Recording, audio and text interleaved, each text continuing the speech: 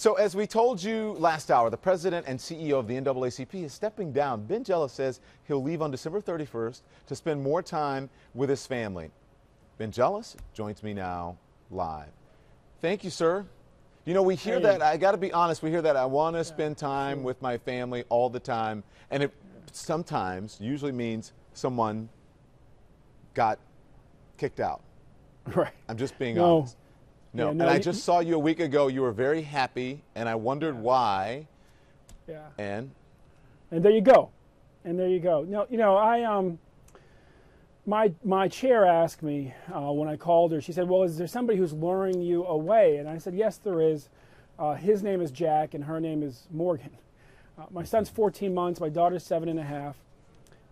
My father has been a leader in the feminist movement in California for 40 years, and when I was 2 and my sister was 7, he took off 2 years to really just spend with me and my sister and help raise us. And even though he and I have often had sort of a cat's cradle sort of relationship, with him being very driven and me as well, we've shared a strong bond because we had that time together when I was so young. And so this just seems like the opportune time. I told my daughter about 4.5 years ago, when she asked me, "When are you coming back, Daddy?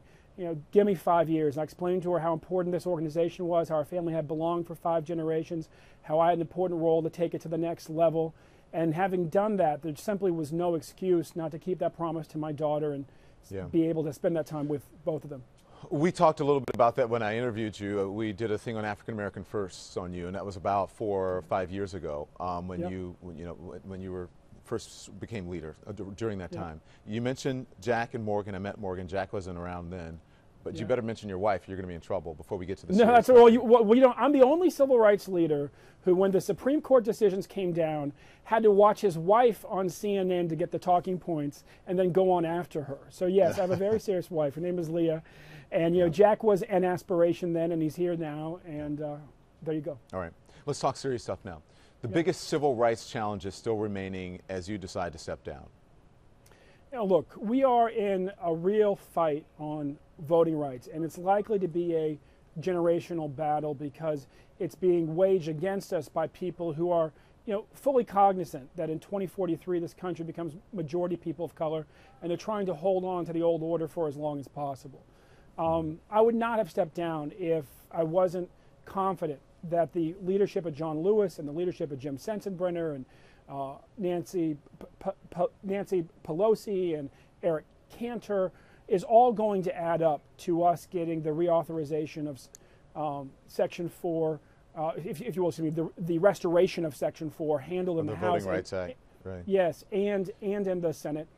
But I also wouldn't be leaving if the NAACP across the country wasn't rising to the challenges of these days so effectively. I mean, just last year, 5 miles from here, up in Maryland, in 1 year, we played a critical role in abolishing the death penalty, passing sensible gun safety reforms, passing the DREAM Act, expanding voting rights, and passing marriage equality.